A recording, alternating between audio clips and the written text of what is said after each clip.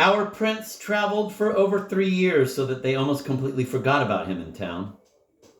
We heard from Mr. Verkovensky that he'd been all over Europe and also visited Egypt and Jerusalem, that he'd later managed to attach himself to some learned expedition to Iceland and actually to visit that land. We were also told that he had spent a winter attending lectures in a German university. He only wrote to his mother once every 6 months, sometimes even less often, but she didn't seem to resent it. She humbly accepted her relations with her son as they were, although she missed her Nikolai and made up all sorts of daydreams about him. She never complained or shared her dreams with anyone. She had even become somewhat distant with Mr. Verkovensky. She seemed to be making all sorts of secret plans and grew stingier than ever, saving money with even greater zeal and becoming more and more irritated with Mr. Verkovensky's losses at cards.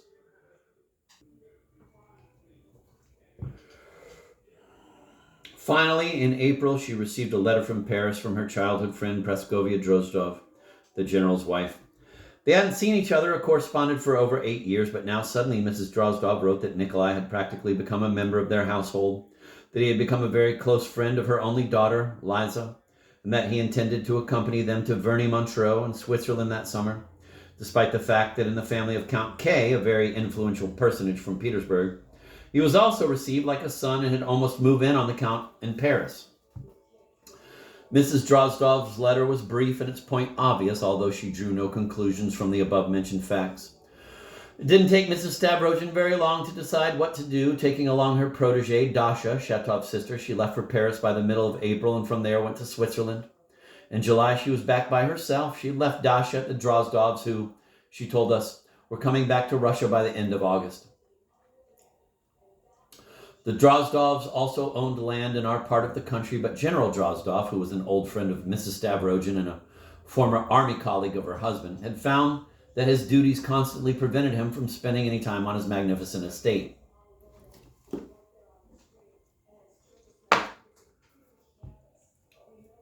Then, after the general's death, his disconsolate widow had gone abroad with her daughter, and while there had decided to take a grape cure at Verney-Montreux during the second half of the summer. After that, she intended to settle in our province permanently. Mrs. Drozdov had a large townhouse that had stood empty and shuttered for many years. She was, in fact, a very wealthy woman. Like her childhood friend Varvara, Praskovia was the daughter of a rich government contractor and had received a big dowry when she married her first husband, Titian, a retired cavalry captain who was a gifted and intelligent man and very rich himself. When he died, he left a substantial fortune to his daughter, Liza, who was then only 7. Now she was 22, and a conservative estimate would have put her capital at 200,000 rubles. That is, without counting what would be left to her by her mother, who had no children by her second husband, Drozdov. Varvara Stavrogin seemed very pleased with her trip. She felt she had reached a satisfactory agreement with her friend Praskovia Drozdov, and as soon as she returned, told Mr. Verkovensky about it. Indeed, she chatted with him as she had not for a long time. "Hooray!" Verkovensky exclaimed, snapping his fingers. He was very enthusiastic, especially since he had been feeling rather despondent during her absence. She had not even said goodbye to him properly, nor had she confided any of her plans to, quote, "that old woman," end of quote, fearing that his tongue would wag. She had been furious with him at the time because of a larger than usual gambling loss that he had just confessed to her. However, while still in Switzerland, she had felt she had been treating him roughly for some time. In fact, her sudden and mysterious departure had torn Mr. Verkovensky's vulnerable heart, and to make things worse, he was suddenly beset with various other problems. First, he was tormented by a financial difficulty of long standing that couldn't possibly be solved without Mrs. Stavrogin's intervention. Then, in May, our nice, meek Ivan Osipovich was replaced.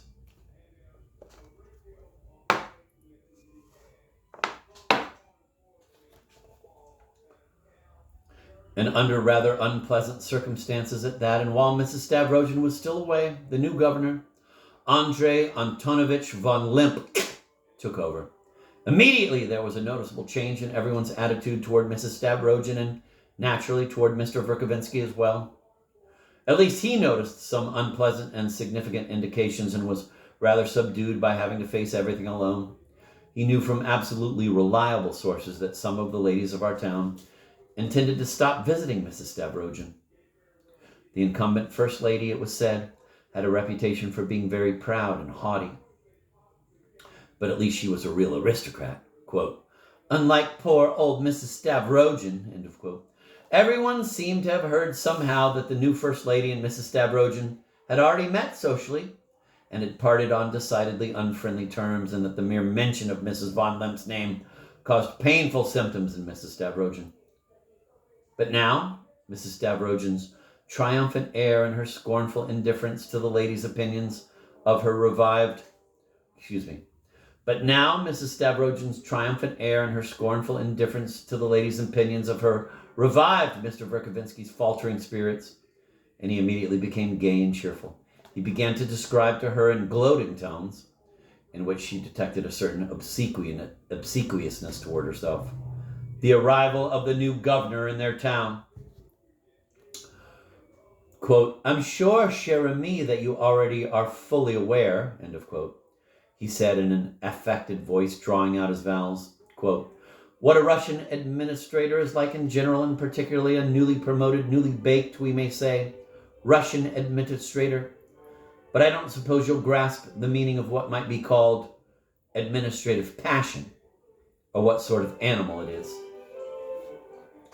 Administrative passion? No, I don't know what that is. Well, vous savez, chez nous, en un mot, if you place some unspeakable non-entity anywhere, say in a wretched railroad ticket office, the poor creature will start looking down on you as though he were Jupiter himself, as long as you want to buy a train ticket. Just pour vous montrer son pouvoir. And that's the type that attains to administrative passion. En un mot, I read about some stupid sexton in one of our churches abroad. My sacré curé, who kicked out of his church, and I mean literally turned out, a very nice English family, des dames charmantes, just before the beginning of the Lenten service. Vous savez, ces chants et les livres des jours. Just because, quote, it ain't proper for them foreigners to wander around Russian churches except during proper visiting hours, end of quote. The ladies almost fainted. While that sexton was feeling his administrative passion to the full, et il a montré son pouvoir. Make a short story of it if you can, my friend. Mr. von Lemp has left on a tour of the province now, en un mot. Although he's a Russified German and Russian Orthodox, and even, to be fair, a handsome man, still in his 40s. How can you think he's handsome? He has bovine eyes. Yes, very much so, but I must concede to the opinion of our ladies. Keep to the point, please. But by the way, since when do you wear red ties? That? Just today. And have you been exercising regularly? Do you go for a daily 5-mile walk as the doctor ordered? Not too regularly. I thought so. Even when I was in Switzerland, I knew you wouldn't do it, she said irritably. From now on, you'll walk not 5 miles, but 7 every day. It's incredible the way you've let yourself go. Really unbelievable. You've not simply aged. You've grown quite senile in these past months. I was really struck by the sight of you when I first arrived, despite that red tie of yours. Ah, that tie. What an idea. Red. And now tell me about von Lemp, if you really have something interesting to say. And please, get it over with, for I'm very tired. En un mot, I was about to tell you that he is one of those men who've suddenly been entrusted with administrative power when they're in their 40s, until which point they've been non-entities cooling their heels. Then, by finding themselves a brand new wife or some other desperate measure, that is, he's out of town now. That is, I wanted to tell you that they've been whispering things in his ear about me, that I'm a kind of perverter of youth, a provincial sower of the seeds of atheism. And so he started making queries about me right away. Are you sure of what you're saying? Yes, I've even taken some countermeasures. And when they went with him to talk about how you used to run the province, he dared to answer, nothing of the sort will happen while I'm here. Is that what he said? Yes, nothing of the sort will happen while I'm here. And he said it with that arrogance of his. And by the end of August, we'll have the pleasure of seeing his wife. She's coming straight from Petersburg. No, from abroad. We met there. Bremen? In Paris and in Switzerland. She's related to the Drozdovs. She's related to them? What a wonderful coincidence. I've heard she's terribly ambitious and has very influential connections. Nonsense. Just very ordinary connections. She was a penniless old maid until she was 45. Then she hooked her von Lemp, and now obviously she's trying to push him ahead. They're schemers, both of them. They say she's 2 years older than he. 5 years. Her mother wore out the seat of her skirts waiting to be received in my house in Moscow. She kept begging me to invite them to my receptions when the general was alive, and when she came, her daughter would sit all night with a great turquoise bow on her forehead without ever being invited to dance.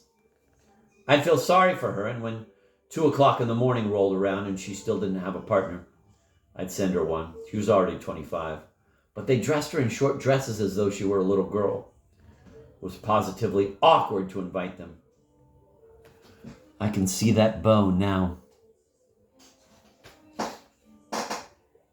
I tell you, no sooner had I arrived than I stumbled upon an intrigue. You know, you've just read Praskovia Drozdov's letter. What could be clearer? And what did I find there? That fool Praskovia, she's always been a fool, looks at me questioningly as if to say, what on earth have you come here for? Can you imagine my surprise? I had a good look around and found that limp woman scheming away, and with her that nephew of old Drozdov. Everything was clear. Oh, it took me no more than a blink of an eye to turn the tables on them and get Praskovia Drozdov back on my side. If they want to scheme, I'll show them what scheming is. So you've succeeded in thwarting their plans. You're a real Bismarck. I didn't have to be a Bismarck to detect falsehood and stupidity when I came across them. The limp woman is falsehood and the Drozdov woman stupidity. I don't think I've ever met a flabbier woman. She has swollen legs and on top of that, a kind heart. What is more stupid than a kind-hearted fool? A vicious fool, ma bon ami. A vicious fool is even more stupid, Mr. Verkovensky dissented bravely. Well, maybe you have a point there. I suppose you remember Liza. Un charmant enfant. Well, she's no longer an enfant. She's a woman. And a woman with plenty of character. She's high-spirited and quick-tempered. And I like the way she stands up to her silly, trusting mother. There was very nearly a real row about that nephew of old Drozdov's.